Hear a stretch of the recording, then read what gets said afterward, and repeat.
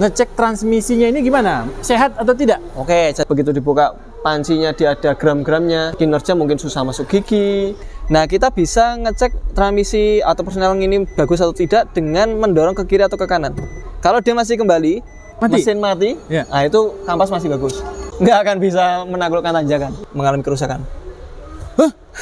Paling nggak teman-teman bisa tahu ya, kondisi persneling yang dia sedang tidak baik-baik saja. Itu biasa di gigi tengah, Pak. Terus setelah digas tanggung, dilepas, digas lagi, dilepas, hilang. Itu ada suara kuk, kuk, kuk, kuk, kuk, kuk, kuk, kuk.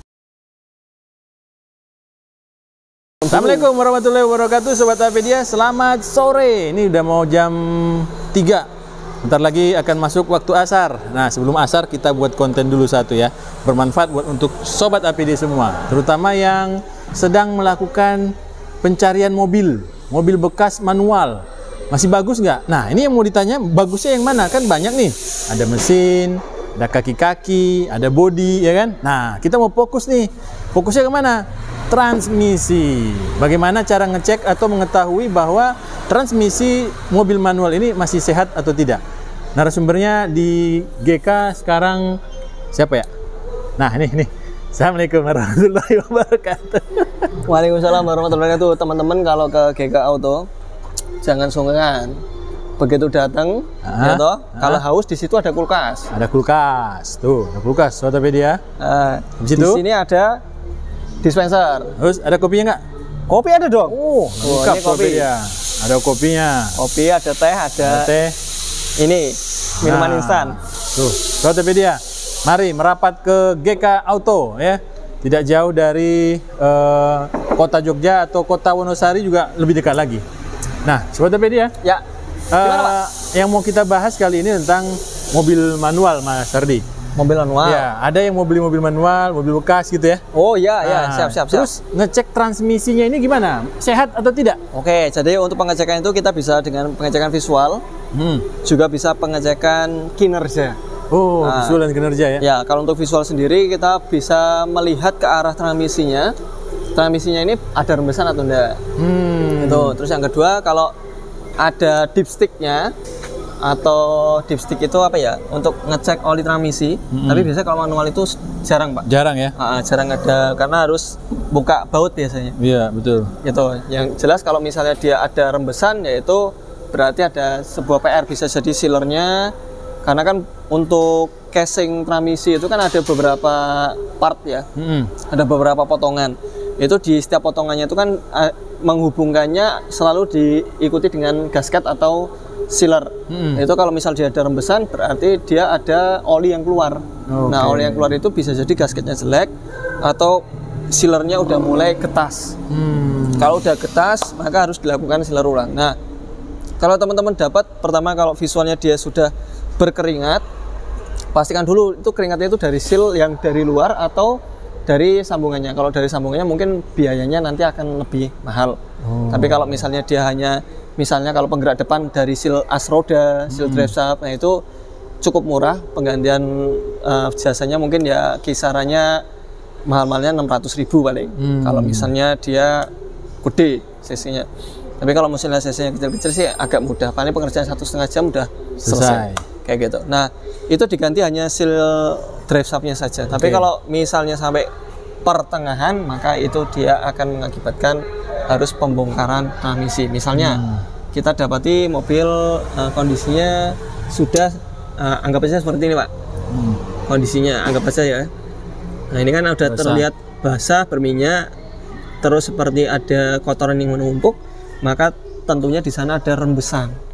Jadi kalau udah terjadi rembesan seperti itu, teman-teman bisa memperhitungkan tuh apakah itu dari sealnya atau dari sealernya. Kalau dari sealernya harus turun transmisi untuk perbaikan, karena nanti efeknya adalah kepada oli, Pak. Jadi kalau misalnya si transmisi ini tadi olinya bocor, tentu kapasitasnya akan berkurang. Kalau kapasitasnya kurang, nanti internal part transmisi yang bermasalah. Misalnya kayak dari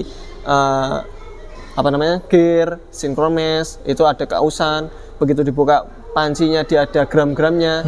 Nah, nanti mengakibatkan kinerja mungkin susah masuk gigi, mungkin ketika sudah masuk gigi jalan timbul suara dengung, suara kokuk, sruk, nah, kayak gitu. Seperti kalau kita naik truk itu kan ada suara serung, nah, kayak gitu. Tapi kalau mobil-mobil kecil kan suara seperti truk itu kan jarang terjadi. Tapi kalau sudah terjadi, maka ada kerusakan di internalnya. Bisa juga ketika kita udah masukin gigi, giginya nggak mengunci, langsung lepas sendiri kembali ke netral. Kembali ke netral itu akan mengakibatkan kita mau beli mobil harus mempersiapkan dana untuk perbaikan. Itu pengaruh dari kebocoran Visual dulu. Visual ya. Tapi kalau yang berikutnya adalah kinerja. Kalau yang kinerja itu kita bisa masuk ke dalam mobil. Seperti itu. Kita mau mobil yang mana? Yang ini aja nih. Ayo, nih ada Swift nih. Ada Swift nih. Ya, kita ke ya kan? Kalau kanan. Di sebelah ada Daihatsu, di sini ada Swift. Nah, untuk kinerja sendiri, kalau kita mau, maaf Bapak, pinjam mobilnya, mau menentukan dia transmisinya masih bagus atau tidak, kita kemarin sudah membahas tentang beberapa komponen ya Pak ya, secara cerita saja. Kita nggak bisa menunjukkan secara detail, tapi dikisahkan bahwasanya mobil ini dia memiliki tuas transmisi persneleng. Nah, persneleng ini menghubungkan ke depan ke transmisinya itu ada namanya sling. Jadi kalau bicara kinerja, kondisinya masih bagus, pertama paling mudah adalah kita dorong ke kiri dan juga ke kanan, karena locknya itu kan ke depan ke belakang Pak. Lock transmisi itu selalu ke depan atau ke belakang. Kalau ke kanan ke kiri biasanya free. Nah, kita bisa ngecek transmisi atau persneleng ini bagus atau tidak dengan mendorong ke kiri atau ke kanan. Kalau dia masih kembali, insya Allah bagus. Wah, ilmu baru. Nah, ini ya, ini bagus nih. Tapi kalau dia ke kanan, stop, ke kiri, stop. Nah, itu ada kemungkinan persnelengnya sudah mengalami keausan. Entah bushingnya aus, entah bolnya aus, entah mungkin pengunci yang slingnya juga aus, itu mengakibatkan dia tertahan. Ke kanan, ke kiri ya. Kalau ke depan harus wajib ketahan. Misalnya tahan ke depan, ya. Ya, wajib berhenti. Kalau dia ke depan, loh kok balik lagi, misalnya gini. Ya ini ngunci. Ini ya? Bagus ya. Dibuat nggak bagus juga nggak bisa. Nah, ini tapi bagus. dicontohkan bagaimana tadi Mas? Contohnya gimana? Kalau dia misalnya kalau dia masuk ke depan, dia kok mental lagi, nah itu ada masalah. Masalahnya bisa di sini atau bisa di transmisinya.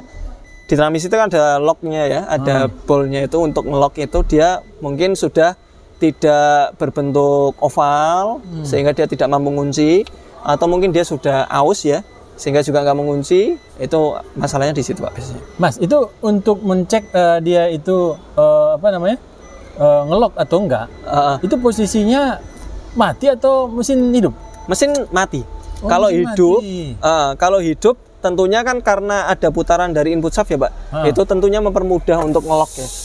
Malah mempermudah? Mempermudah untuk ngelock selama locknya nggak rusak. Nah, nanti akan saya jelaskan berikutnya. Itu yang penting, ketika mesin mati kita cek seperti ini, dia masih kembali seperti itu. Kemudian ketika kita bicara ketika mesin hidup. Ketika mesin hidup, kita injak pedal kopling, karena antara transmisi sama kopling itu kan sebenarnya saling satu kesatuan Pak. Karena kalau kita mau dandanin transmisi tentu harus turun dandanin kopling ya turun transmisi ya kan. Jadi mereka satu kesatuan. Nah, untuk kopling sendiri, kita mobil-mobil sekarang itu sudah dilengkapi dengan master 2 Pak. Jadi master atas, master bawah. Master atas, master bawah itu tentunya berkaitan dengan pijakan. Nanti kalau misalnya dia dipijak itu dia nyeplos, jadi kayak nggak ada rasanya, itu berarti masternya bermasalah. Kita nginjak kopling, loh kok kayaknya enteng banget ini, kayak nginjek gas gitu kan. Itu bisa jadi masternya bermasalah. Karena ketika ini terjadi, misalnya kita injak ditambah dengan mesin hidup ya.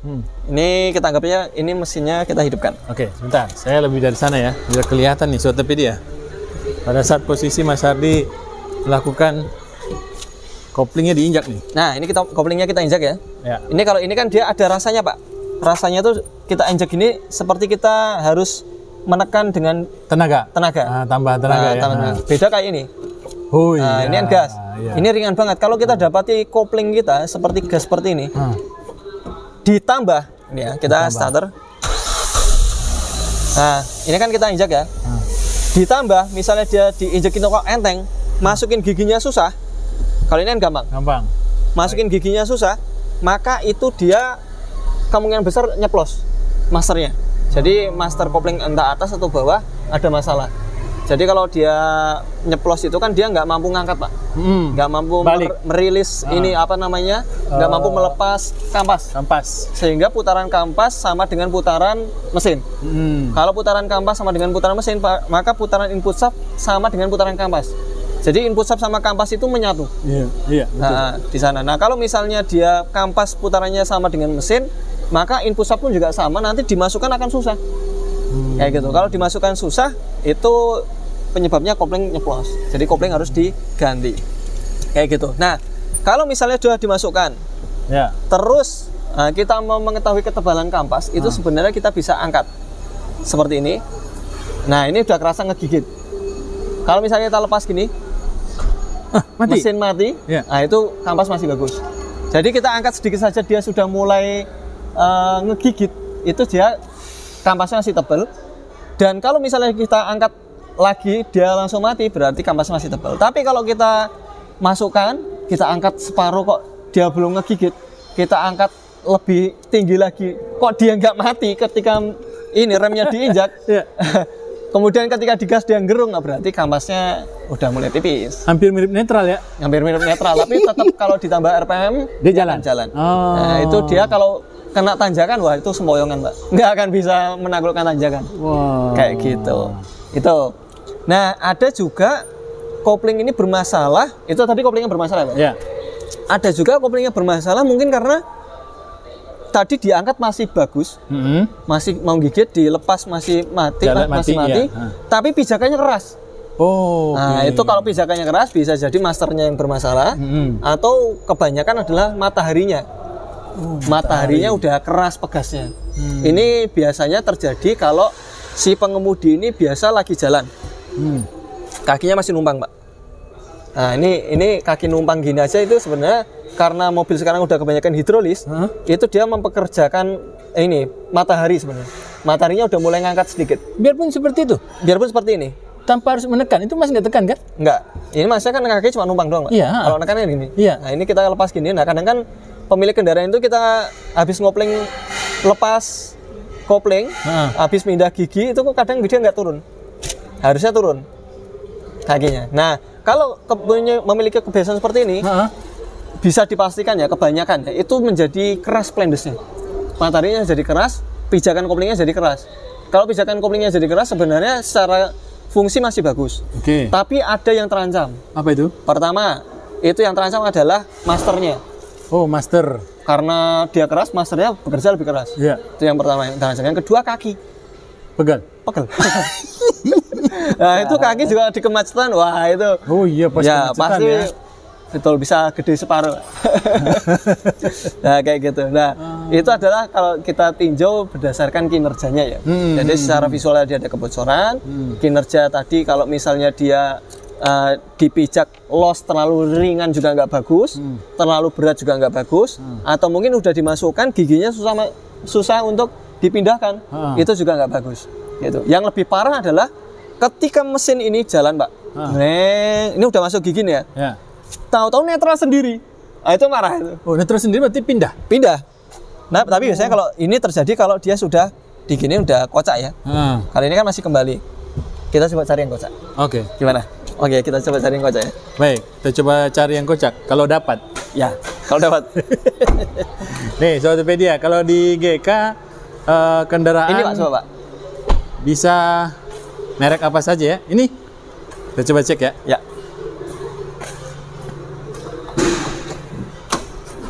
Nah, ini secara tahun memang lebih tua.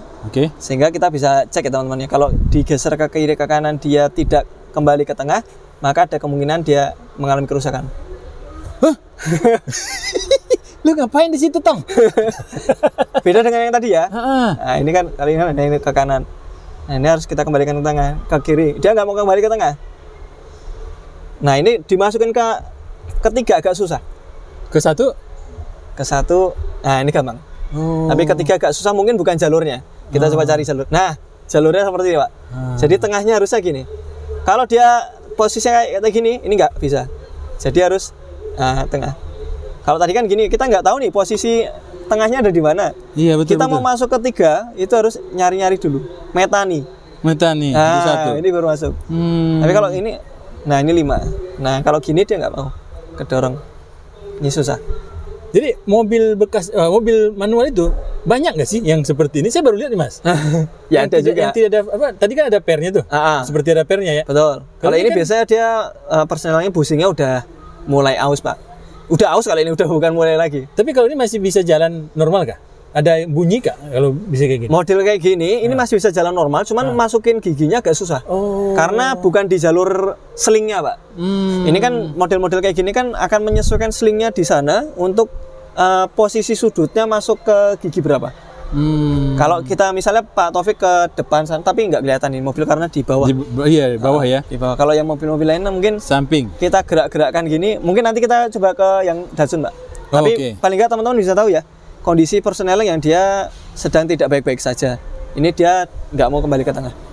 Baik. Nah, kalau kondisi kayak gini, Mas, ini berapa biaya yang disiapkan oleh ini bongkar seperti ini mungkin ya. Kalau ini saya belum tahu konstruksinya. Tapi kalau saya pernah bongkar yang Kijang itu, Kijang Krista, itu dia dalamnya itu ada kayak busing putihnya gitu. Itu ganti busingnya itu kurang lebih sekitar harganya nggak mahal, 85.000 kalau nggak salah. 85.000, cuman bongkarnya agak rumit. Turun personel nggak? Turun nggak usah. Jadi harus bongkar konsol tengah saja, terus dibuka, terus di sana ada busingnya yang tertancap dengan join bolnya. Bolnya ya. Paham. Biasanya kalau busingnya dia udah oblak, nah itu yang akan mengakibatkan dia nggak mau balik ke tengah, atau mungkin selingnya ke depan juga bisa pak. Selingnya itu kadang macet. Nah itu kalau misalnya ini sekalian bongkar, selingnya dilumasin aja. Jadi kalau selingnya lancar, terus tengahnya ganti busing, itu biasanya untuk kembali lagi udah lebih enak kayak gitu. Oke, baik. Kita coba cari yang Datsun supaya kita bisa tahu yang posisi pergerakan depannya ya.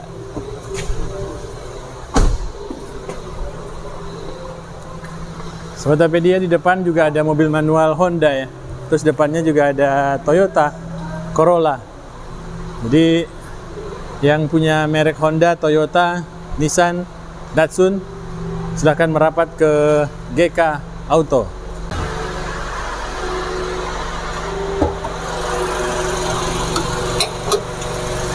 Oke, ini teman-teman bisa melihat di situ ya, ada tuas-tuasnya ya. Iya, betul. Saya coba gerakin ya. Saya matikan mesinnya. Nih Sobatpedia, kita akan coba perlihatkan ke teman-teman semua. Gimana sih cara kerjanya? Tuas personeling. Ini saya gerakkan ke samping kanan kiri, Pak. Oke. Ini kondisi saya tekan aja ya. Kelihatan? Oh, ini kanan kiri ya? Kanan kiri. Nah, ini kalau depan belakang. Oh, beda pergerakannya. Ya. Kelihatan? Beda. Tuh, cara kerjanya. Oh. Jadi kalau ke kanan kiri ini, kalau depan belakang ini. Tuh. Nah, tuh, ada yang satu lagi tuh. Gerakannya di sebelah, pas di bawah aki nih. Nah, itu yang menghubungkan antara persneling sama transmisi. Itu ada namanya slingnya, Pak. Slingnya itu yang tadi, yang di depan tadi teman-teman saksikan. Nah, ini kita cek ya, ini kondisinya bagus apa enggak ya? Ya. Transmisinya, jadi kita bisa tekan kanan kiri teman-teman. Ya, masih kembali ya. Oke, depan dia langsung berhenti, ke belakang juga mudah dimasukinya. Jadi ini kondisinya sih masih oke. Cara gampangnya sih seperti itu sih ngeceknya. Untuk transmisinya sehat atau enggak.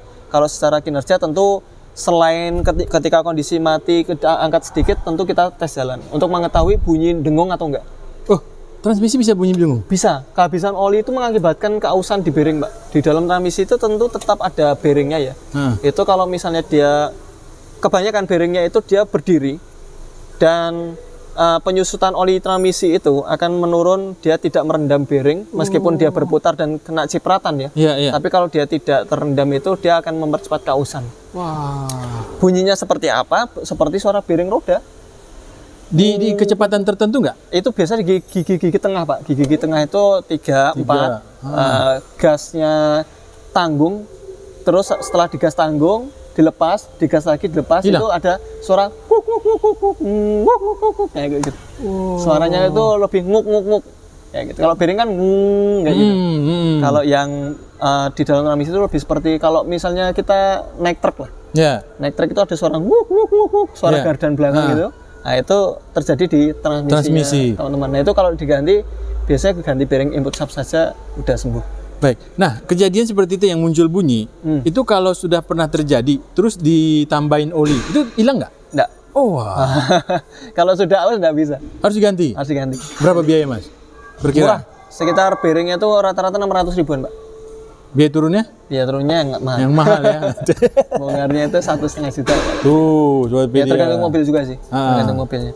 Ya kan kalau kayak gitu mungkin teman-teman bisa ke bengkel terdekat untuk dilakukan pembongkaran, pengecekan. Ya tentunya ketika bunyi itu terjadi, langkah pertama ya memang ngecek oli.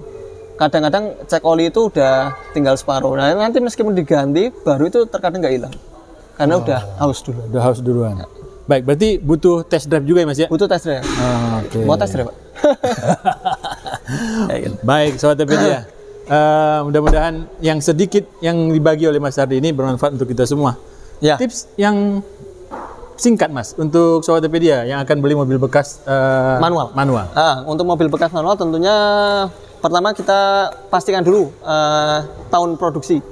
Oke. Tahun produksi mobil, terus yang kedua adalah ikuti tips tadi yang sudah kita sebutkan. Yang ketiga adalah tentu ketika kita tes jalan, kita coba bukan hanya di jalan mendatar, tapi juga jalan nanjak. Karena kita tahu kualitas kampasnya itu bagus atau enggak, kalau itu mobil mampu nggak melahap tanjakan. Kayak gitu. Tentunya ya punya karakter masing-masing ya, penggerak depan dan belakang itu beda kalau di tanjakan. Tapi paling enggak dengan kita nanjak itu kita bisa tahu oh ini slip enggak. Kayak gitu. Kadang kan kalau slip itu RPM mau tinggi tapi mobil enggak jalan. Dan timbul bau angus, bau sangit seperti kampas terbakar. Mas, bau sangit ini kan kadang muncul pada saat kita lagi RPM tinggi. Ya. Nah, tapi dia kalau di jalan biasa dia normal-normal itu bagaimana? Apakah itu tanda masalah? Ya, tentunya kan tergantung bahan juga, Pak. Beberapa bahan itu kan yang ada yang tidak tahan panas, ada yang tahan panas. Yang masalah ini adalah yang bahan tidak tahan panas. Kalau tidak tahan panas itu berakibat pada cepat mengerasnya plendes. Karena kan pergesekan di sana terjadi. Semakin panas, semakin slipnya tinggi, semakin gesekannya semakin besar, maka pegasnya akan semakin keras. Cepat keras. Gitu. Jadi kalau dia bahannya lembut, berarti dia lebih mendekati ke ori berarti? Ya kita nggak bisa ini. Nanti saya bilang lembut, wah kampas lembut kan gitu. Jadi paling nggak secara kinerja aja Pak, dia nggak mudah slip. Kayak gitu. Nggak mudah slip, nggak mudah tercium bau hangus.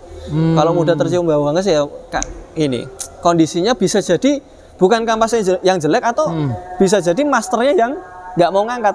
Maksudnya gini, masternya itu kadang mau nginjek Pak, sehingga dia nekan plendes, nekan mataharinya. Nah, tapi dia nggak mau kembali. Nah, kalau nggak mau kembali kan dia kan ngangkat terus kampasnya, jadi bau sangit. Jadi ada keterikatan. Jadi antara kampasnya yang nggak bagus atau mungkin masternya yang udah mulai bermasalah. Master menekannya, gitu Pak. Baik, sudah asar, kita sudah dulu. Ya. Terima kasih. Assalamualaikum warahmatullahi wabarakatuh. Waalaikumsalam warahmatullahi wabarakatuh.